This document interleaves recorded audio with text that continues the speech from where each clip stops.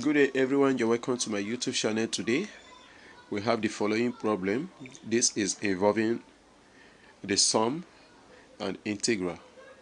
Okay, so we have sum as n is going from 1 to infinity, integral as s goes from 0 to infinity, x times a raised by negative x times n dx is equal to dash.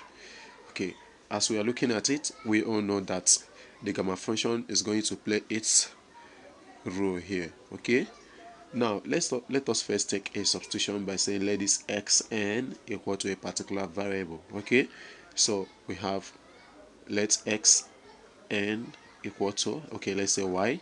Okay, now x is equal to, dividing both sides by the coefficient of x, which is n, so y all over n. Okay, now the x, we all know this is equal to what?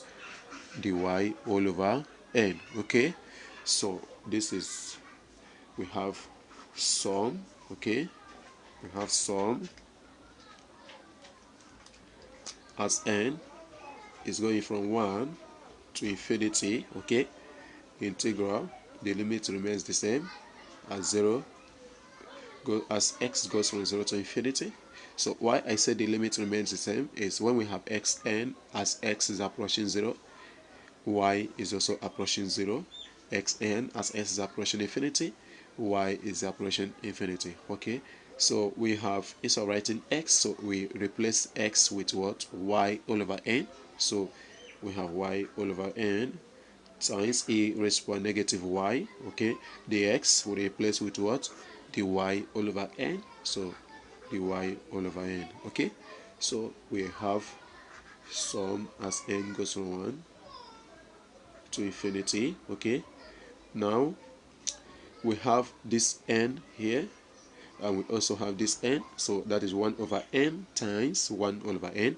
So we're taking it out, so it's becoming 1 over n raised by 2. Okay, now integral as y goes from 0 to infinity, y raised by 1, as we know, so we can rewrite it as 2 minus 1. Okay, because of the gamma function, so e raised by negative y dy. Okay, so now remember that this 2 minus 1 here is still 1, so this remains y, so nothing changed.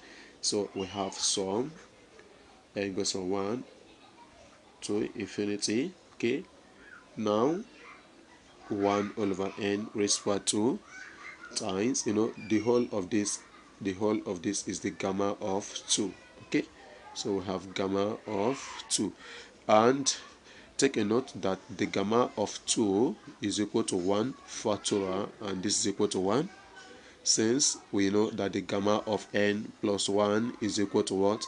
N factorial. So that is why the gamma of 2 is equal to the gamma of 1 plus 1. Okay, and that is equal to what? 1 factorial, and that is equal to what? 1. Okay, so our problem is becoming sum n goes from 1 to infinity, 1 all over n raised by 2.